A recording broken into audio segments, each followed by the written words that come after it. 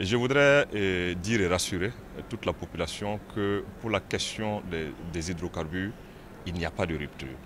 Nous avons des stocks qui sont au niveau des pays côtiers, qui sont en cours de chemin et qui vont nous arriver incessamment, cette nuit ou demain. Et cette situation était due à une opération de maintenance qui a été enclenchée. Ça se fait annuellement, hein, et ce sont des opérations qui arrivent. Vous savez, le carburant, c'est un produit chimique et qui est contenu dans des cuves qui ont besoin d'entretien pour éviter des incidents.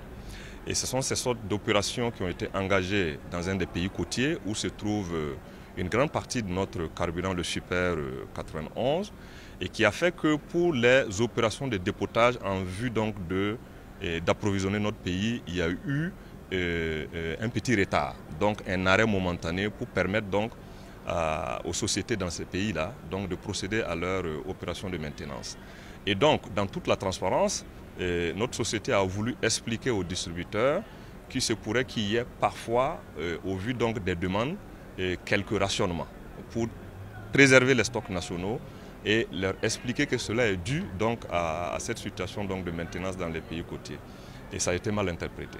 Donc, à travers votre micro, je voudrais rassurer les uns et les autres que les plus hautes autorités ont donc donné instruction et nous avons touché donc ce pays côtier dont je ne vais pas citer le nom afin que diligence puisse être faite dans ces opérations de maintenance. Et nous ont d'ailleurs rassuré les autorités de ces pays que les opérations donc de dépotage, de livraison vont recommencer dès ce soir ou demain matin. Et je puis vous rassurer que les différents camions sont en route. Et nous avons instruit aussi la SONABI pour qu'il y ait une équipe de veille, une équipe de nuit, afin que l'approvisionnement puisse revenir progressivement à la normale.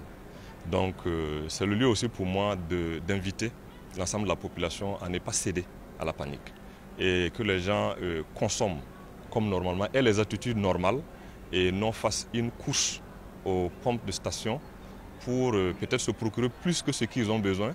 Et c'est ça qui peut créer donc des ruptures. On avait indiqué autour de 60%, mais il y a pour des cas où la SONABI livre même 70%.